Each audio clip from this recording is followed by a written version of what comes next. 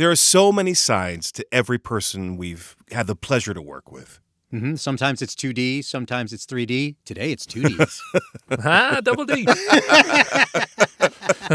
Good one. Well done. Thank you. Well done. Thank you. Yes, and we've been having a wonderful time talking to our friend Darren Dunstan. And yes, and we had a great part 1 to this conversation, and I think we should just jump right into part 2. What do you guys think? I think so. Let's get to it. Welcome to the Heart of the Cards, a conversation about creativity, inspiration, and dealing with what we're dealt. Hey, this is Dan Green. And Eric Stuart. And this is our part 2 with Darren Dunstan. Hello. One of our most talented and accomplished colleagues. I am so delighted that we get to spend some more time with you today. And on our previous conversation, we talked about the early inspirations of the call to adventure, some of the trials, some of the challenges, and we also, without necessarily identifying it as a part of the hero's journey, there was a little discussion about how Eric helped you in terms of positioning you at 4Kids or helping you along to attain those positions. And, of course, you earned that in your own right. He couldn't do that for you. But there is this part of the hero's journey that relates to helping hands or mentor figures. Would you say that kind of applies to Eric to a degree? Oh, absolutely.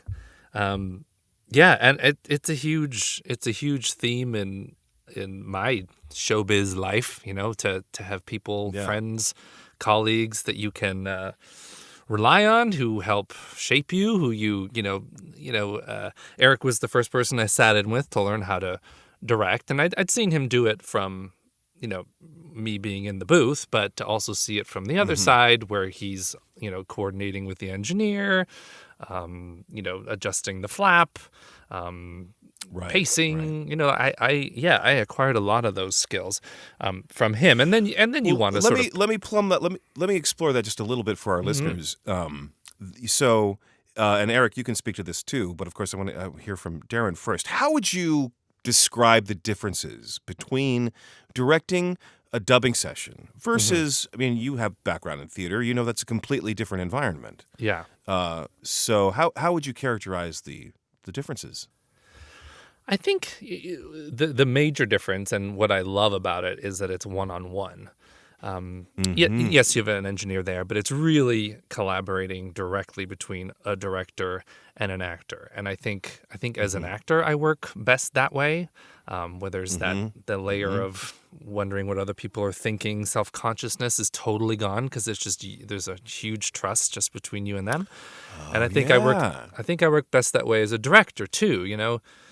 Sometimes we'll... And you're a great director, and I'm not just saying that because you're on our show today. You really are.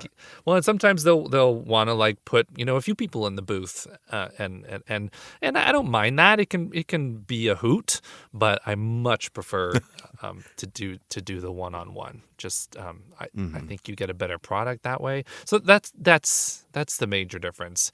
And then dubbing, as it's also a much more specific puzzle, with the theater piece or with the prelay show, initial record for a cartoon where the animation hasn't happened yet. You have a lot more freedom, less parameters. Right.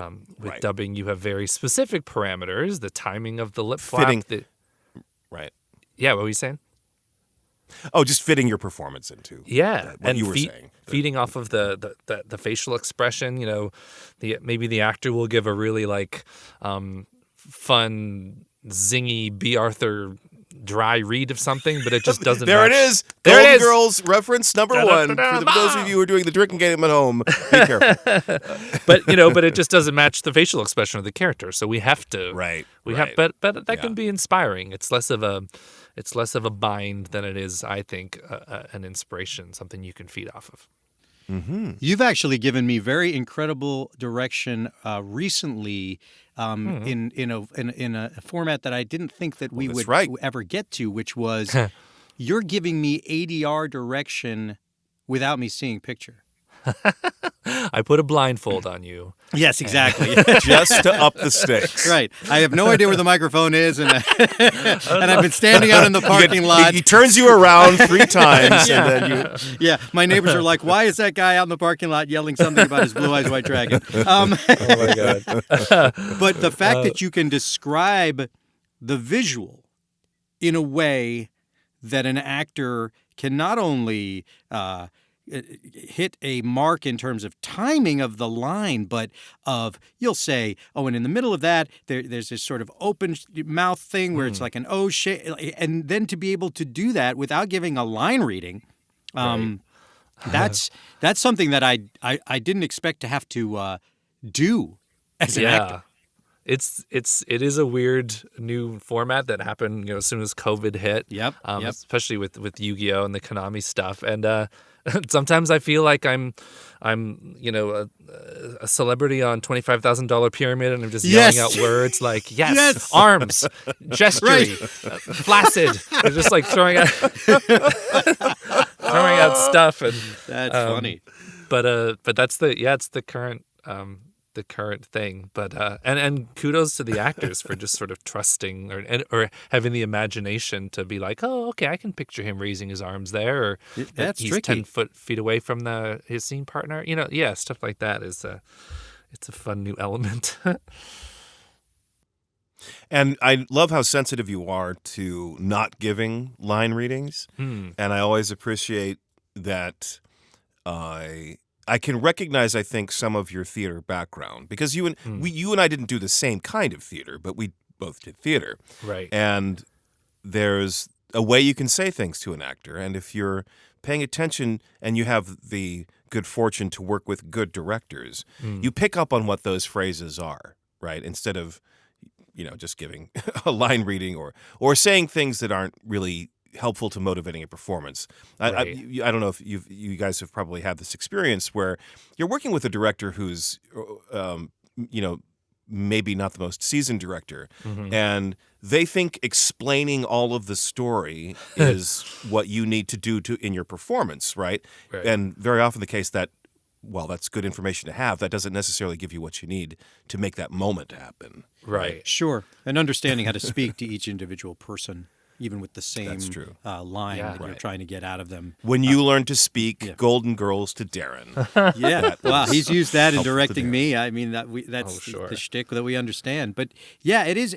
I mean, I have witnessed multiple directors that have either worked like alongside me, moved on, taken over shows I've worked on, and the different approaches to still get the sort of the same quality of the work. It's just there is no one way to do it, but having an understanding of how to convey what you're trying to convey, convincing that actor that you are on a team with them, and that it's not you against them, and that everyone shines if we can get the work to sound good or look good. That trust is a huge part of what is necessary. You and I are very different as people, and even different in the way we direct, but if you stripped it down to what was at the core, both of us get to a point where that actor, hopefully, feels like, oh, Eric and Darren are both there to help me do the best I can do, and not just get their way, but accomplish the goal of, this is great for the show, and I'll shine, and they'll shine. But getting to that point in different ways is interesting to me. I've worked with you and Chris and Julie there, and all of the people who have directed there, different approaches, but hopefully it comes down to that same core of get the actor to trust you. You're on the same team.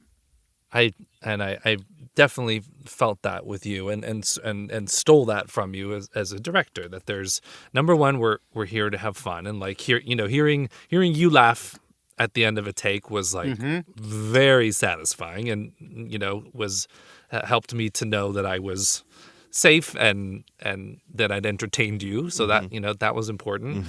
Positive reinforcement, and you just like I like to do, and I'm sure, Dan, you do the same thing, finding out how one actor ticks differently than another actor, to me, is like endlessly fascinating, exciting. What are the references you get? What is your process? Are you like inside out? Are you outside in? Are you focusing on sort of the cadence of a phrase? Do you want me to go sense memory with you and, like dig deep into the character's psyche? I find that I just give line readings. or just give line. Hey, Right. I mean, Do it as good as me, okay? Right. say it like this. Yeah. Yeah, you guys are funny in your own right, but you never forced me to say it your way, which I really appreciated. Yeah, it's also a discovery, like you're saying. I can give you a direction of the vibe, but I don't want to give you the unless we're beating it to death of like, and the producer has told me the way they want to hear it, right? And I have to at least tell you that. But the punchline might be, or your delivery on that funny line might be something I completely wasn't even thinking of, and it makes me laugh. If it makes me laugh, it's valid, right? If it's supposed to be funny and I laughed, it's staying in the show, If it makes you laugh and it's not supposed to be funny, then what? Yeah. Well, speaking of doing things to a point of satisfaction, another classic step of the hero's journey is this element called apotheosis, which essentially means you have attained your best state. It literally means a godlike state. So if we imagine a hero's journey at the start, you're learning how to become the hero you need to be and acquire the skills you need and all of the other elements to be brought into focus. That's what the apotheosis moment is. You're in full command of your capacities. You could not be more competent. And does that resonate with you at all? Because I know I would suspect you would be loath to even say that you've achieved that, as I see you as a person who is not one to brag. Yeah, at the top of your game. When you felt you're at the top of your top game. of your game. I'm pretty great. I mean, just kidding. Yeah, I think so. Totally kidding. And you know, click. Darren hangs up. Well, what you just I always feel that way. Next question. what you just reminded me of, and like I've always thought if like you hone your craft and the proof is in the pudding and you do good work, people are going to recognize that. If you're aim to be a good collaborative person, and I think that's a big part of what's gotten me where I am. But I think another thing that I've sort of started exploring in the past couple of years, and it's just knowing my worth. And like I think in the back of my head, yes, you have to try to please your boss and appease your actors and the team of 12 executives who are listening in on the thing to sign off, and none of them are artistic people. Like there's a lot of cooks, right? To know my worth enough to sort of stand my ground on the really things that mean a lot to me is become more important to me recently. I think it's coming with age, and like I'm not like a jerk that I agree. Like, no, I'm not doing that, or like No. But I'll push back a little bit more if I'm really passionate about a specific read, or there's a really strong need for us to emphasize that word of a phrase, or little things like that, or a character choice that I really think is dynamic. I'm less afraid now to voice that, and I feel like coming with age and having done this for 20 plus years, like I deserve to be heard in that regard, So that's something that's changed. One of my beloved brothers-in-law is much older than I am, and he said something that I think resonates with what you're saying, is that after a certain age, you just don't give copulation. But he used the F word, meaning that. But I know you're not talking about being irreverent, right? It's just that you're freer. And you've let yourself do that. You've hired me for a reason, and that's one of the reasons that I have. Right. For my taste level, for my my convictions, and so again, without being difficult, and like I hate tension. I hate a negative session, or you know what I mean. Like I want it all to be a positive. It's roses. Your personality, though, it's like you are not like Johnny One Note with that aggression or that passion for something all the time, right? So if someone like you is fighting for something, it's probably because you believe in it truly, not just to get you, but that there's probably something valid about that fight, because you're not pushing back on everything. Right? You're picking and choosing your battles. But if you say, you know what, guys, you're missing the moment here.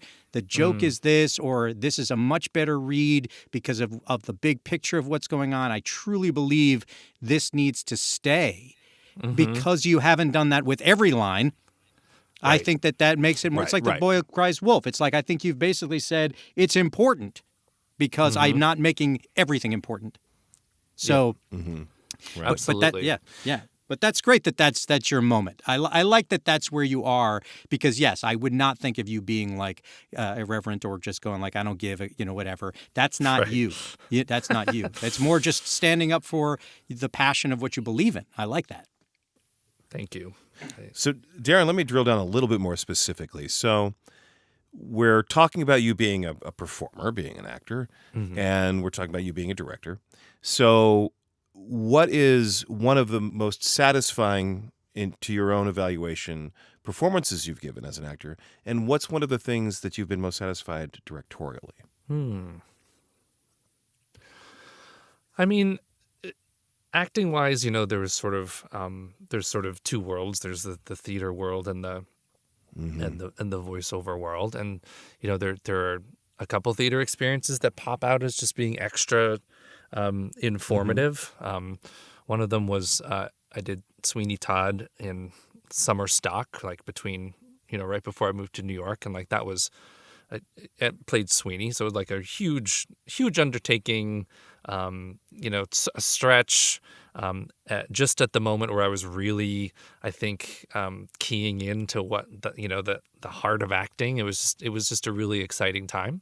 So that's one. And then ironically, the most recent theater thing that I did, which was about 6 years ago, I did a play in Palo Alto for called Two Pianos, Four Hands, which was just a 2-person play, but with a ton of piano music. Like it's a ton of classical stuff and quirky scenes and about these two kids growing up and into becoming concert pianists, and it's a fun show.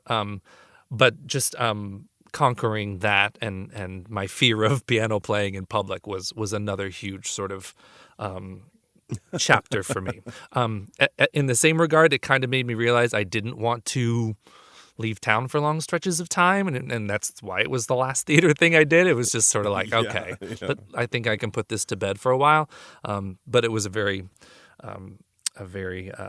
impactful experience. And then honestly, the voiceover experience that has been the most life-changing is Pegasus. Sorry, that's a rote answer, but no. It was the first one. It's that he still sort of lives on through conventions and reruns and that sort of thing. It's something you don't expect to happen. I'm sure you guys can relate to that. Yeah, we say that all the time at conventions. We never would have thought 25 years later or whatever it is. No, great character too. Just a great character. I mean, you did a great job. It is fun to be able to take credit for like everything about a character, right? Oh, like right. Like the way he looks and he dresses and his hair. It's like everyone's like, oh man, Kaiba's so cool. His outfits are great. I'm like, thank you. I was not his like fashion coordinator, right? But with all of those things that are going for the character, and then to add your performance to it, I mean, this is a cool. Pegasus is a cool character, even though my character was not fond of him. I'm fond of your performance. So. Thank you. Back at you. I think too, hearing we know Pegasus's arc and his story, but when you go to cons and stuff, you hear other people's stories about him. How your brother and you dressed up as him and Kaiba for Halloween. Just all these random stories that like I love. I want people to take time when they come visit me at these and tell me these little sort of weird, quirky tidbits. When I played this card and they try to do an impression of me and like yes, yes, that tickles me to no end. Yeah, that's fantastic. Oh, and you mentioned the piano playing and the singing. I just want to throw in here. I've had the pleasure of not only seeing you perform your cabaret stuff in like a club, but I had the honor of having you perform at my wedding. And you are so talented in that realm as well. And not just because I love you as a person, but like your persona, playing the standards and singing the stuff, it's like that to me is such a strength. You own that. It seems like there's like little effort. It's very fluid, and it's like, and it's charming. If I was going to use a word, it's just charming. I feel like a lot of those songs get lost in the sauce in our culture. It's like they're used so much, and it's like, and then if you're like a big pop star like Michael Bublé singing that stuff, it's like, okay, well, that's where those songs go, right? Right. But the intimacy of a person sitting down at the piano and singing those songs, it's like I feel like I'm hanging out with a Gershwin. Like it's that intimacy that I love, and you do it very well. Whether it's something you will continue to pursue as a profession, that's up to you. I just know that that's also part of who you are. You are the guy that if you were in my house, because I have an upright piano here, I would expect you to walk over to it and play a song or two if you hung out with me. I just would, because it's in your soul. I would be happy to. Right? And the honor was all mine to be able to meant so much that you asked me, and that Mark was there, and for those who don't know, Mark Thompson was officiated the wedding, so Duke Devlin was our pastor. He did it in the voice too. It was weird. He brought cards out. He's like, you may now give the card to your bride. After you dimension the dice. Right. That's right. Oh, man, that would have been a great streaming simulcast, right? That music, I do connect with that music, and like it's just quality. It sounds like such an old man thing, but it's just like they're just quality. It was a quality genre where like, oh, this sounds so old guy, but like things rhymed, and the melodies were thought through, and the harmonies were perfected. Like, right? I kind of feel like there's a lack of that precision and simplicity. It gives the impression of simplicity, but it's really complicated, and that just makes them easier to sing. There's nothing worse than trying to learn a new song that's not very good. You know what I mean? I do. You have trouble learning it. You have trouble memorizing it. It's like it doesn't flow, and there's a reason. Yeah, and it's that fine line between what you think would be cliche and what's just like it just flows. Like like you're saying, it's like the rhyme scheme, or someone listening to that song for the first time can probably join in places, because it makes sense. It just makes sense. It's not all Moon and June and whatever, but it's still where that melody, where that lyric is going. But yes, but I just needed to mention that is something that I have had the privilege of experiencing. It is something that you do, just another thing that you do really well. But I thoroughly enjoy your performing those songs in that kind of a venue. I love it. Well, thank you. I've loved watching you perform too. And Dan, your dancing is beyond. It's restricted to my bedroom, and that's where it should remain. Oh, I always thought if we were going to do the Yu-Gi-Oh opera or the rock opera, it would be fantastic. Yes. It's not Get on that right now. Yeah. Erica kept bringing that up because we socialize, our kids hang out, and I go over there. And her husband Ken is a very talented composer. Yeah. And so for like a year there was that idea. Well, 4K didn't say no to the idea of a musical. It's like, we've been down that road before. I don't think that means it's going to happen. Maybe just like a concept album, and we're all a little. Yeah, that's all it is. We don't have to actually perform it. On stage. I don't want to go on tour or anything. No. It's a concept album. Is all it is. That's it. Yeah. Good idea. Okay. That would be fun. All right, we'll be getting on that right now. Well, a lot of us sing, so it's not the most ridiculous, or sing well enough, so it's not the most ridiculous concept. So there's this also the idea of achieving this goal, right, when you're on the hero's journey, and that sense of accomplishment, I think we feel in different ways at different stages for different areas of our life.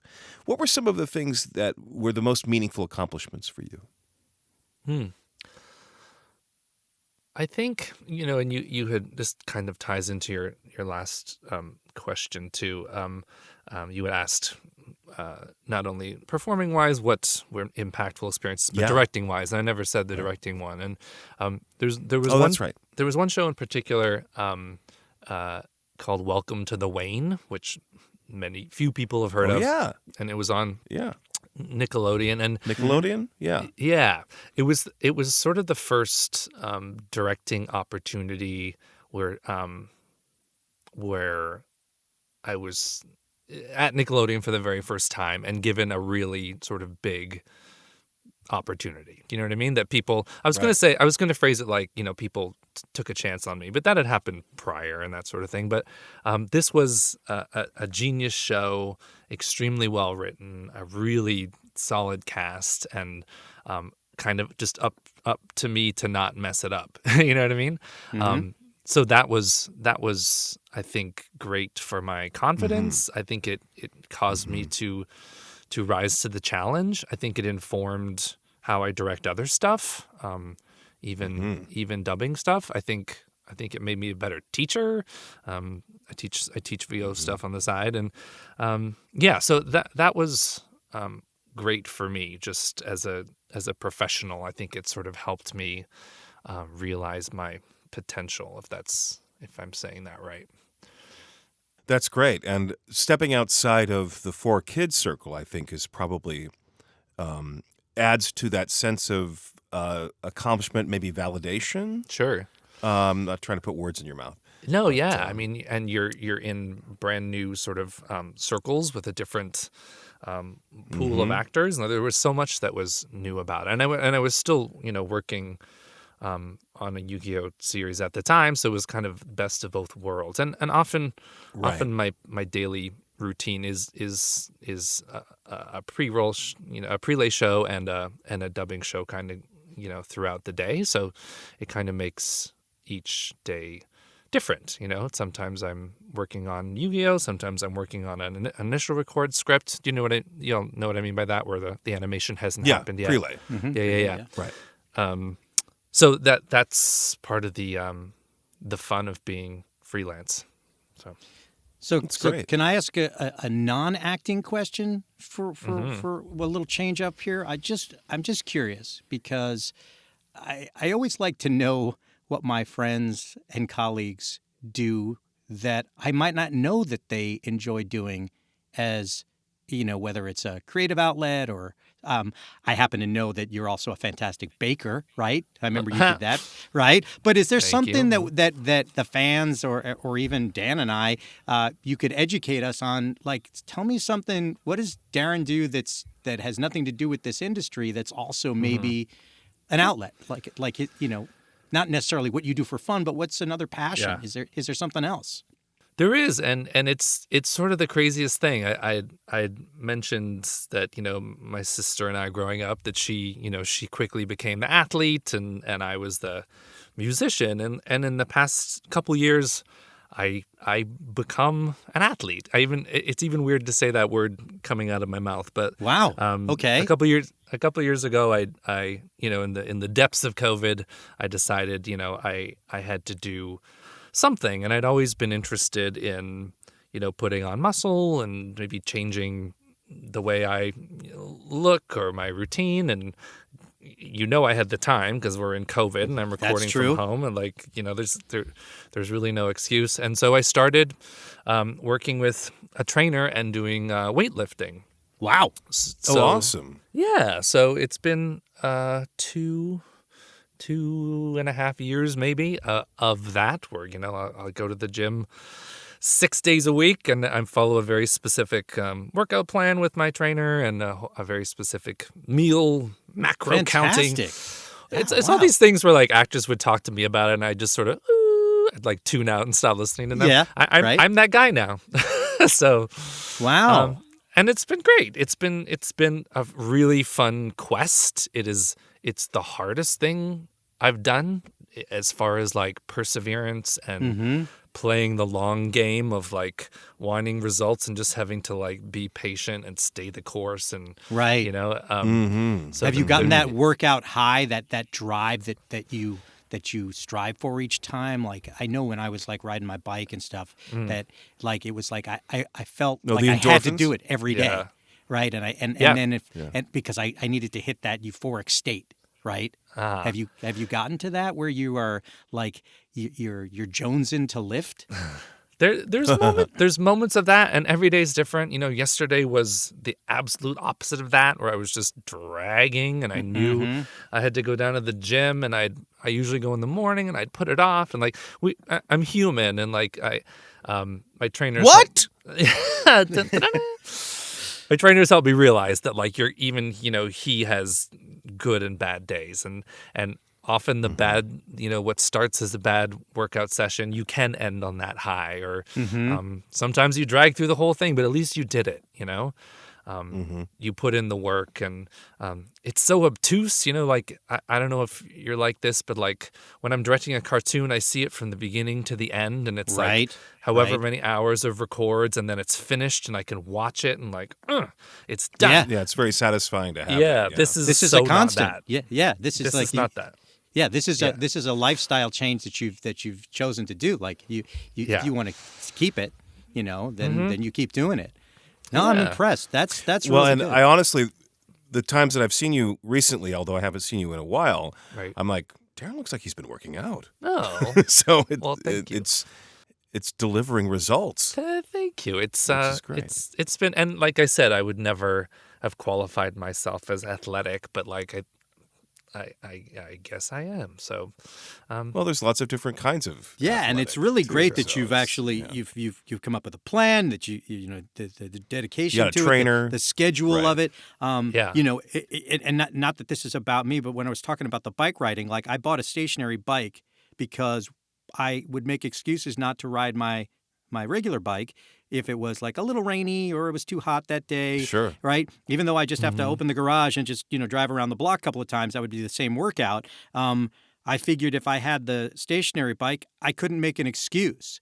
You even have to leave your house to go to the gym. Yeah. Like that. But yeah, that's easy to make excuses to not do it that day or put it off. So sticking with that schedule, that's impressive. I'm not surprised that you figured something out like that, but that's great, man. And I'm sure you feel, and it only really matters to you. It doesn't matter what anyone else thinks you look like or whatever, but I'm sure you feel better because you are taking care of your body. I'm sure you feel good.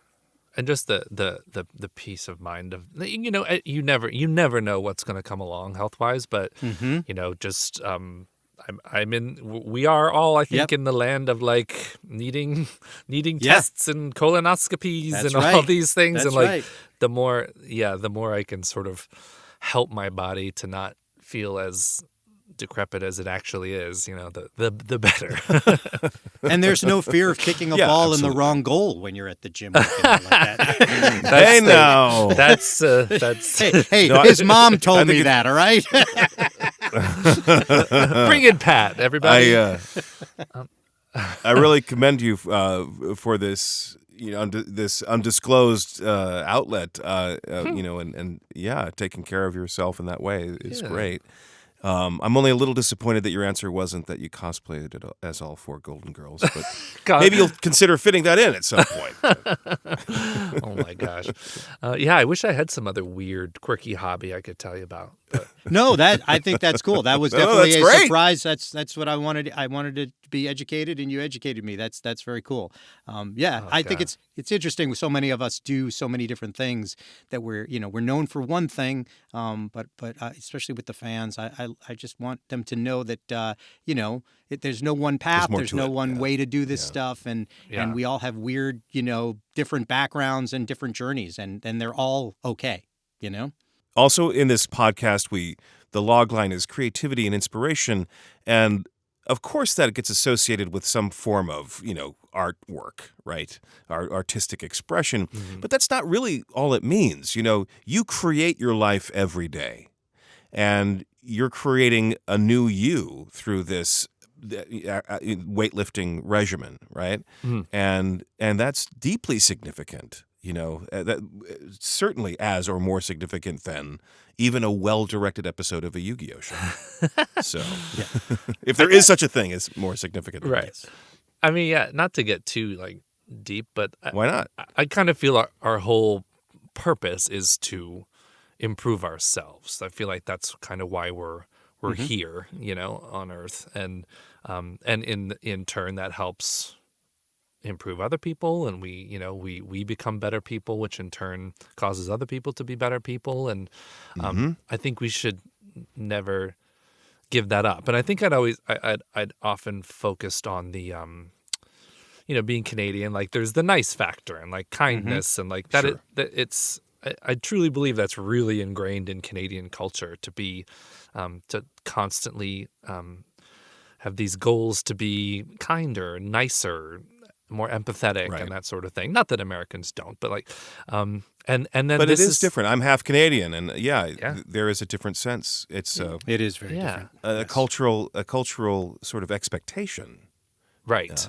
And there's a value to civility, And then this, this whole workout thing I'm on, like to me, that's sort of a physical reflection of that. It's about me wanting to improve myself.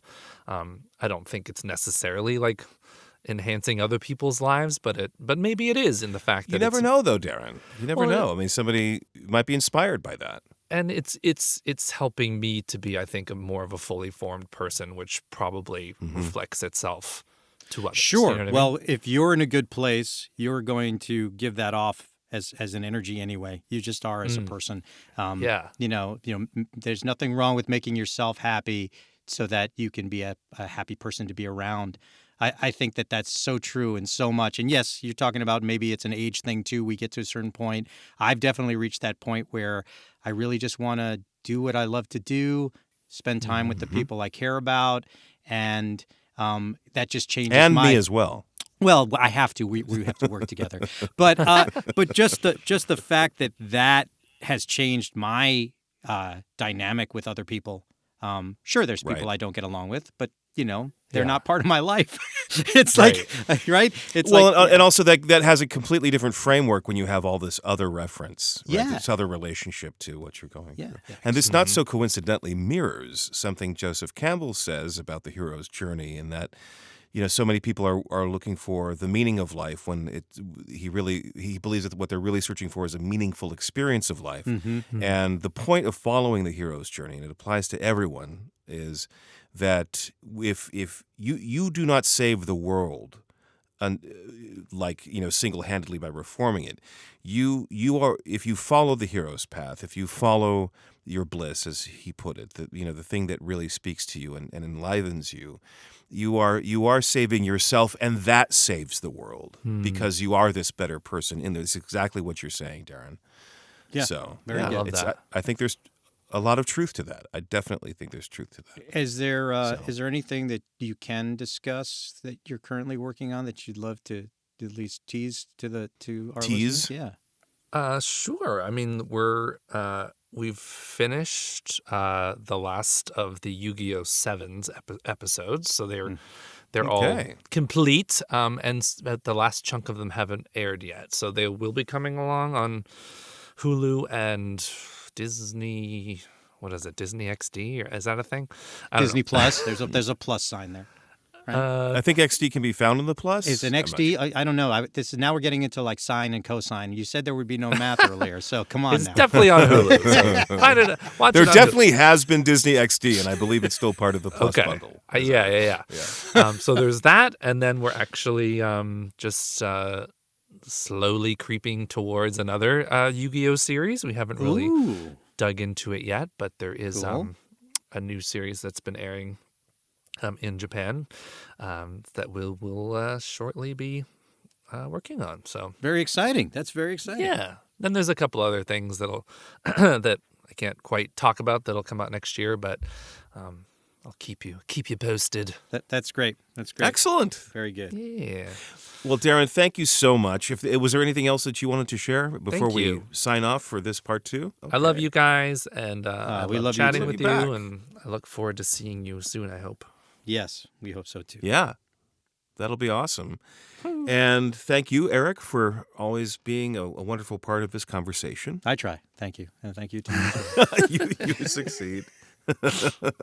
And again, thanks to everyone who's been following the Heart of the Cards.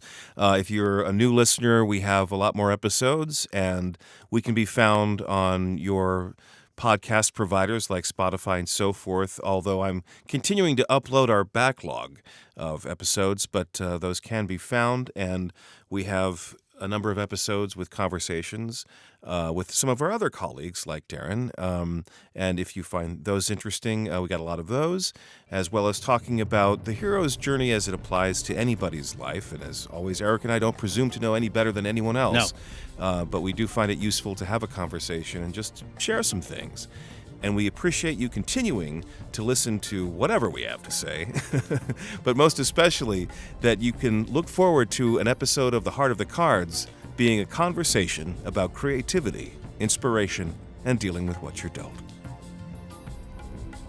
Thanks for listening to The Heart of the Cards with Dan Green and Eric Stuart. We hope this conversation in some way spoke to you.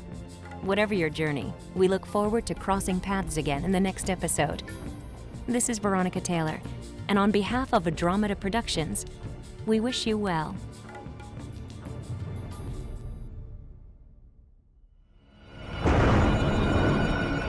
Andromeda, always a sound choice.